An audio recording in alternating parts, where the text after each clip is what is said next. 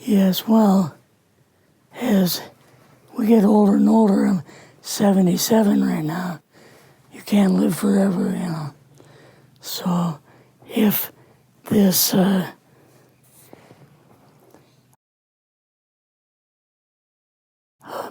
procedure I'm going to have to clean the blood doesn't work, then I've got probably a few more months to make it before my kidneys shut down, you know. So that's kind of why I'm kind of going along with the interview at this time. You're seeing that what you went through is just too important for people not to know about. Yeah. Yeah.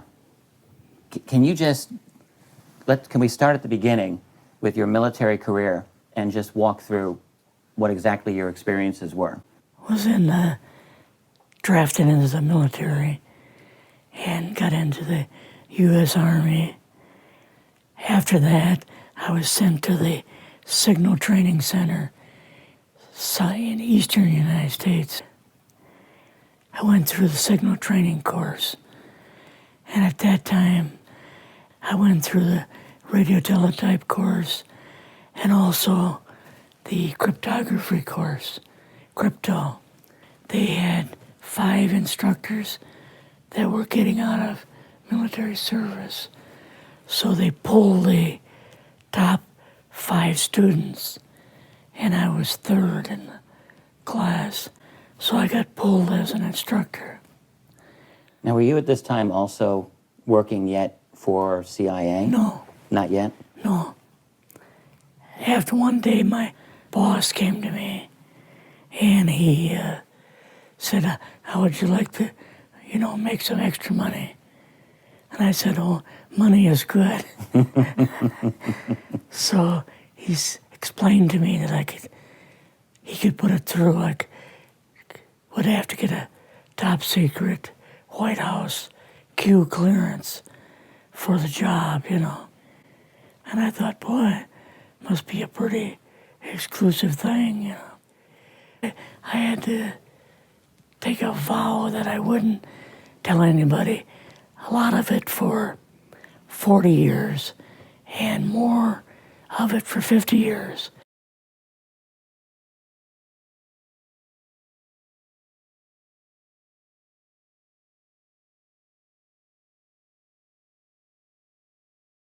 So you go out with your superior. Yes. You fly out. You land. What happens? Can you describe this whole process, what you saw? It was really strange because it looked like real heavy aluminum foil. We could rock next to it, and you could rock it. The whole thing probably weighed 150, 300 pounds. Could they tell what the source of power was of this craft? Yeah, it was like a reverse gravitational thing of some kind. In fact, later on, I got the mathematical code for reversing gravity in a 3x5 card. It was kind of crashed up, but apparently every alien that was in it died except for a couple. And then the colonel said, what we've got in here is we're interviewing a gray alien. All right, right there. How did you feel at that moment? Well, I thought, boy, we had no idea we were going to see the real thing. All we saw was film. You had to have a little bit of heart racing at that moment. My boss was able to go in and had a partial interview with him. So what did this gray alien look like? Could you describe him a little bit? This one looked a little bit oriental.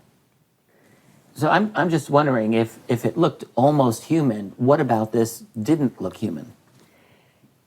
No, it didn't look human as far as the skin tone and basically the shape of it and the size.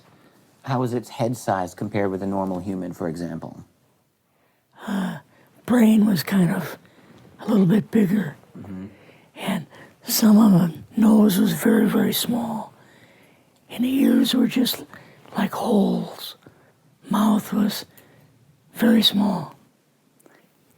Now, why were they bringing you out here at all, anyway, to see an alien? What was the point?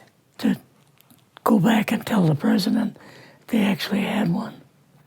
Your actual name is, I mean, the name you grew up with, that was a different name than what you Yes, had in the... I never used it in the CIA at all.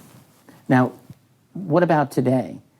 You're going on the public record, and this is still sensitive information, even though earlier you talked about, security oaths that maybe expire after a certain period of 50 time. years. When they found you, what happened? I was going to a grocery store. Two guys in a black suits come out of a black Lincoln town car and came over to see me. And they told me that I better not publish anything or talk to Linda about any more things. So at that time, I did, I stopped. That was enough to intimidate you. Yes. Rather remain anonymous. Never show my face on anything. Really, thank you for doing this. Yes. This was, I guess, kind of a good idea because I feel much better having talked about it. I kind of feel like there's a load off my shoulders Really. because I had an awful lot of secrets that I had kept over the years.